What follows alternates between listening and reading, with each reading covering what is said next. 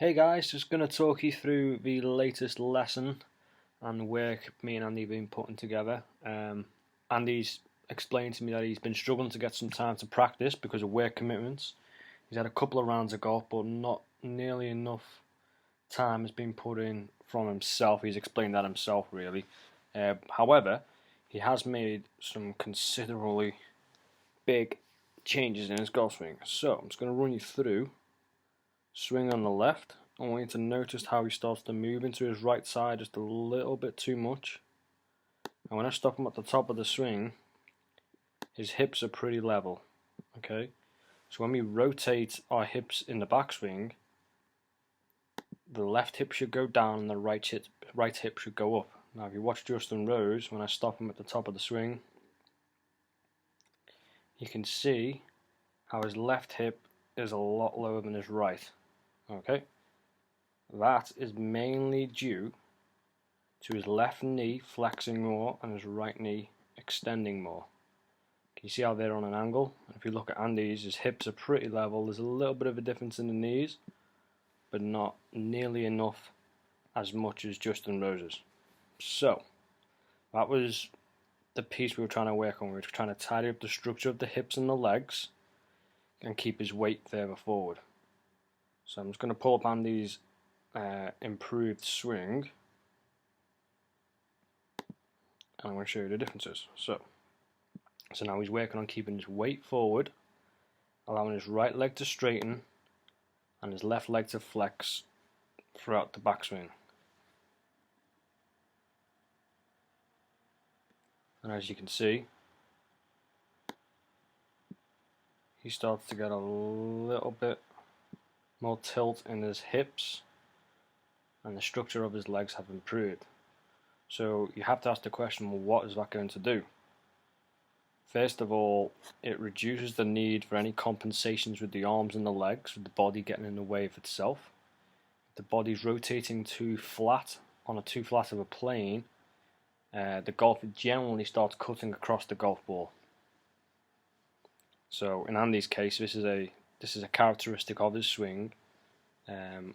So if we tidy up the tilts and get his left hip lower and his right hip higher at the top of the swing and get him rotated on that tilted plane, it's going to reduce the chances of him swinging across the golf ball.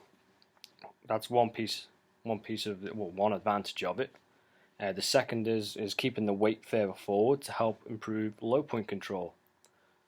As we previously discussed in one of the videos, that when your weight is the furthest back on your right hand side and the handle is back, you have the highest chance of hitting the ground first and swiping across the golf ball, hitting big high slices.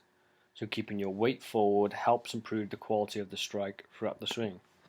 And as you can see, he keeps his weight on his left side much more. In fact, let me pull up his first swing and I'm going to show you the comparisons from the top all the way down to him.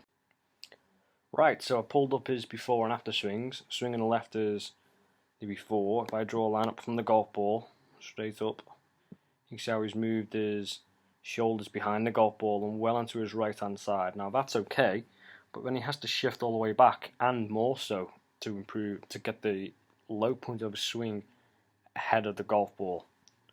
Swing on the right, do the same. You can see now how he's more on top of the golf ball and his weight is a little bit more on the left hand side, but most noticeably you can see the differences in his hip structure.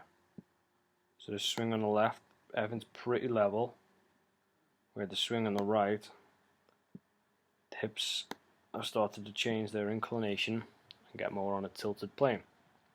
So on a downswing, he has a high chance now keeping his weight on his left side much more to improve the quality of his strike.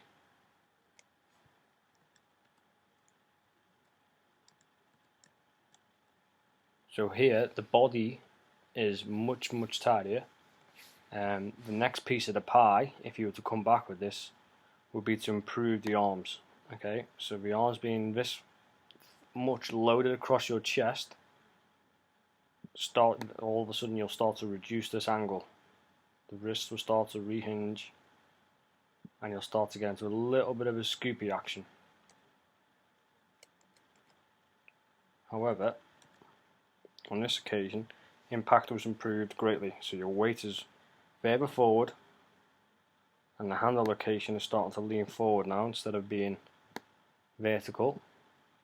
This vertical hand position will give you a higher ball flight and it'll have you swipe across the ball more, across to the left, so the path of the club will be coming this way, and that's what will put the curvature on the golf ball and spin it off to the right. However, with the improved swing, we start to get some really good strikes, some nice high draws, do some great work.